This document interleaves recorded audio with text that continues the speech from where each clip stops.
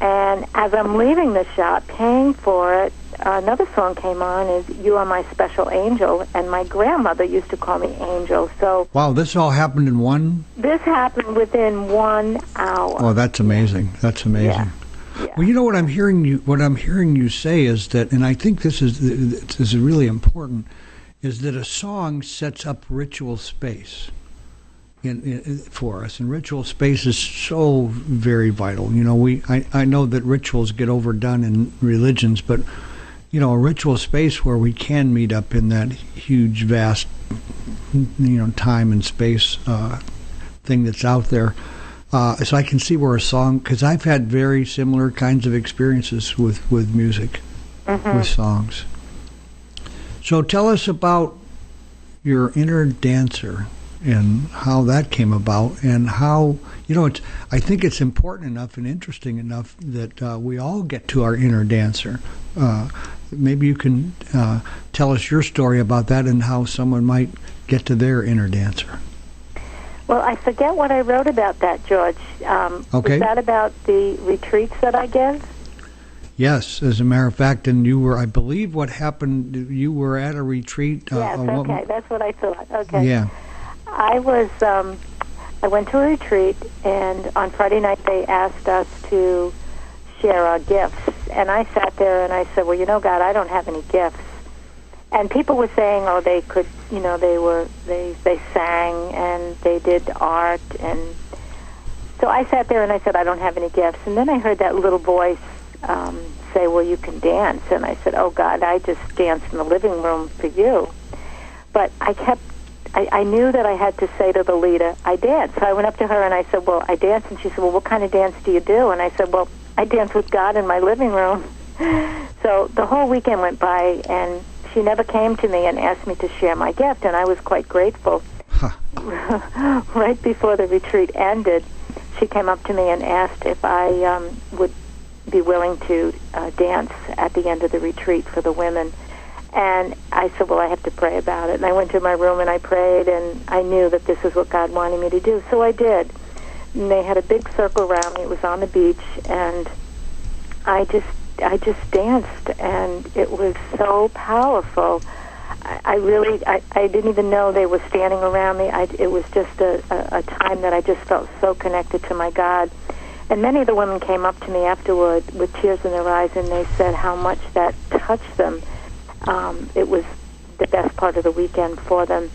So after that, I said, well, God, you want me to dance, and I don't know where this is going to happen, but I said to the leader, if you know of any retreats that I could do, please contact me. Now, I had never done a retreat before, and she said, okay. And about a month later, she called and she said, could I do an Al-Anon retreat for her? She couldn't do it. And I just said yes.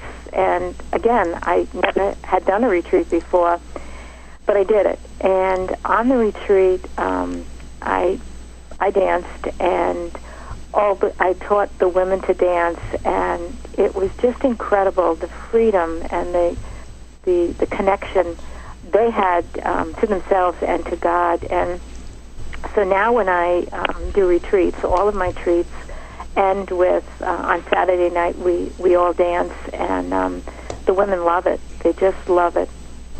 So they get in touch with their inner dancer, as I did, and, it's just a great experience. Well, you know what, Pat, I think, there's so many really, really compelling stories in here, and stories that are useful, but I think, that one thing is so hugely important for so many people. We're bound and kept from all the goodness that we can be and have by our fear of looking foolish. Yes. And it's a huge thing, and I think most people are afflicted with that in some manner, and it's like, it's a powerful chain that keeps us from, I think it actually can tend to keep us from God, period. And it's like, so if there's any way to get out of that, it's like, well, if you think about it, Pat, dancing is, a Sufi way to connect with God. Yes, it is. And yeah, because what happened, and not only the Sufis, but I think probably if you go back to the Native Americans and their dances, connected them very much with their spirit world. Yes. And so dance is really, really powerful stuff. You got 6 tips for living in peace. Would you mind sharing those with us? Because I think peace of mind is the prize, and you don't have them on the tip of your tongue. Let me see. I have them on my card, and I don't have them on the tip of my tongue. No, that's not a problem. I remember them. Do you have them in front of you there? I don't know, but that's all right. Okay. I believe me, I totally understand. I wish I had sent you a little idea of what I was going to ask. It would help you out, because I get the same thing happens to me in interviews. So don't worry about it. So, but there is a question I have that I'm sure you have the answer to, and that is, what is success? How do we define success? There's so many books out there, so many, so many workshops, so many people talking about success. What is success? I wrote an article about that a while ago, and I had to really think as I was writing it, and I think most people, when they think about success, they think about money. They think about, if I'm making a lot of money, I'm successful.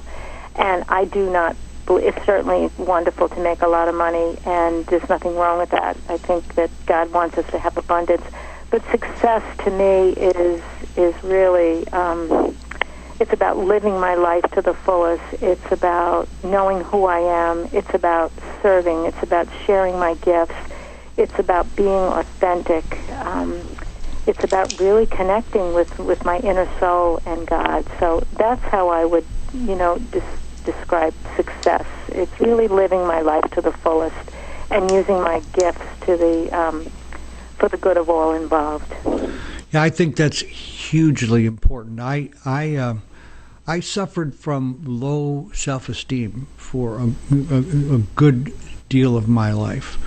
And I decided fairly early on that what was going to solve that for me, Pat, was to make a lot of money and to become as famous as I could become. And I worked very hard at that, made a lot of money. And in my small area, I was pretty well known. And I actually hit a day, Pat, where it was like I knew that hadn't worked. And it was a really terrifying kind of a day, because I'd spent so much energy and so much of my life getting there. Yes. That preceded my losing everything through the drugs and alcohol, and I believe that I didn't lose anything, but that I got rid of it all as quickly as possible in order to, subconsciously, in order to save my life. And today I don't. Those things, yes, those would be nice, but that's not what's important. What I have found is peace of mind. I had no idea that was the prize, and I am like you. We are both working in the middle of our dream, and what more could we ask for than that? Oh, I know. What state are you living in? I live in Rhode Island. Rhode Island has been hot up there? It hasn't been too bad. It's been nice, in fact. Is that right? Wow. Yeah. Wow, you've done well then, because most of the country has been a scorcher up there. Well, let me say that the past few days have been nice, but we did have a time of real high humidity where it was really hot. Well, I'll tell you what. Where I was going with that is that sometime about February, January, you find yourself in Florida. Give me a call. Oh, I'd love to. And we'll have a cup of coffee and we'll sit and talk. We have a lot in common. And listen, you've been an absolutely great guest. Give us the name of your website.